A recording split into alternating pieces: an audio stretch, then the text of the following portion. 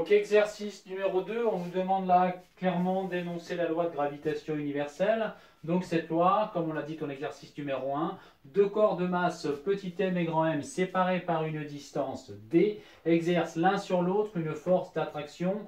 Notez donc F de petit m sur grand M et F de grand M sur petit m. Ce qui veut dire que la petite masse attire la grande masse, mais qu'en même temps la grande masse attire la petite masse.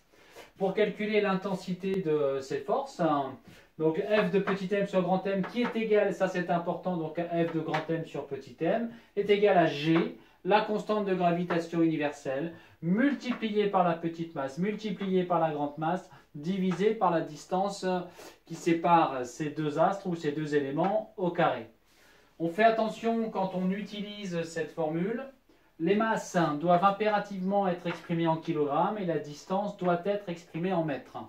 G, qui est la constante de gravitation universelle, vous ne vous préoccupez pas de son unité parce qu'elle vous est systématiquement donnée, en tout cas dans la bonne unité. D'accord? Voilà. Donc ça c'est la question A, et du coup dans la question B, donc on nous demande de calculer la valeur numérique de ces deux forces de gravitation dans le cas de l'exemple Terre-Lune. Alors, j'efface ceci.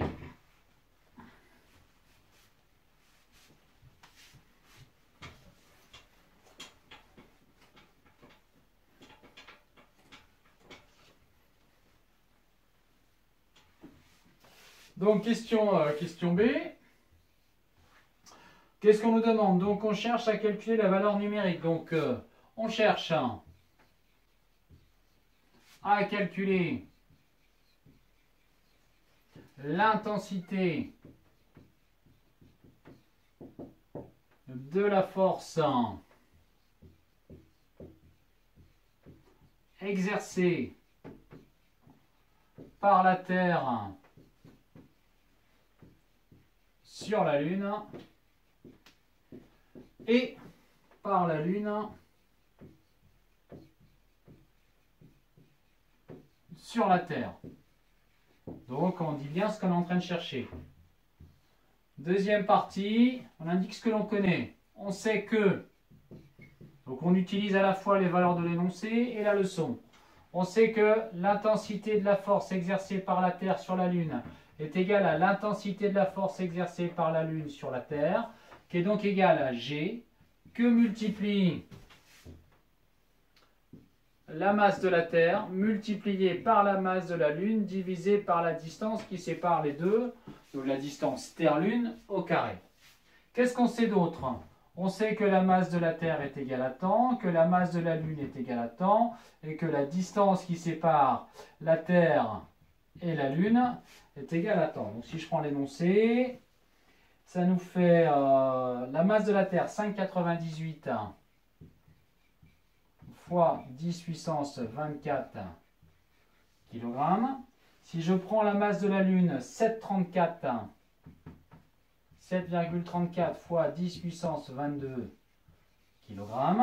Et si je prends la distance entre les deux, 384 000 km. Je vous rappelle que G, constante de gravitation universelle, est égal à 6,67 fois 10 puissance moins 11 unités du système international. Si on cherchait à trouver cette unité, on aurait dans la formule des newtons, des kilogrammes moins 2 et des mètres carrés. Alors, tout à l'heure dans la question numéro 1, on a dit de faire attention aux unités. Pour la masse, ici, c'est la bonne unité. Pour G, donc on a dit qu'il n'y a pas de problème. Donc encore ici, comme dans l'exercice numéro 1, attention, la distance Terre-Lune, ici, est exprimée en kilomètres. On a vu tout à l'heure, mais je le répète, que pour convertir les kilomètres en mètres, il suffisait de multiplier par 1000, c'est-à-dire multiplier par 10 puissance 3. Donc, si je fais 384 000 multiplié par 1000, eh bien ça me fait 384 millions. Donc 384 000 km est équivalent à 384 millions de mètres. Si je mets ça en puissance de 10, pour l'instant la virgule elle est ici, Et nous, on veut qu'elle revienne jusque-là. Donc, je la fais avancer de 1, 2, 3, 4, 5, 6, 7, 8 chiffres. Ce qui veut dire que ça, c'est équivalent à 3,84 fois 10 puissance 8. Et je suis en mètres. D'accord? 384 millions de mètres, ça nous fait 3,84 10 puissance 8 mètres. Et donc, c'est la valeur que je vais mettre ici.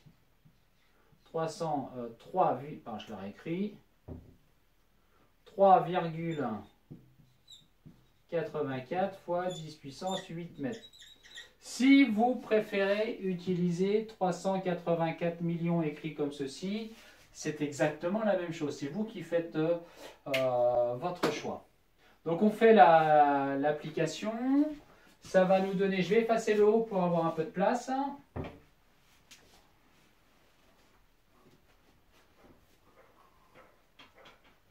Donc on est toujours dans l'exercice numéro 2. Donc si je fais l'application, donc la force exercée par la Terre sur la Lune qui est égale à la force exercée par la Lune sur la Terre est égale donc à 6,67 fois 10 puissance moins 11 multiplié par 5,98 fois 10 puissance 24 fois 7,34 fois 10 puissance 22. L'ensemble donc est divisé par 3,84 fois 10 puissance 8 que je vais mettre au carré. Donc comme tout à l'heure, je vous conseille d'utiliser sur la calculatrice la touche qui permet d'avoir des fractions. Ce qui nous donne donc quand on fait le calcul 6,67 exposant seconde moins 11 multiplié par 5,88 exposant 24 fois 7,34 fois 10 exposant 22. Je divise par, j'ouvre la parenthèse, 3,84 exposant 8. Je ferme, je mets au carré. 1,99 10 puissance 20. Donc ici, on trouve une force exercée par la Terre sur la Lune qui est égale à la force exercée par la Lune sur la Terre et qui est approximativement égale à 1,99 fois 10 puissance 20 newton. On n'oublie pas de mettre une phrase de conclusion. Donc l'intensité de la force est de, et vous remettez la valeur numérique. Voilà pour ce deuxième exercice.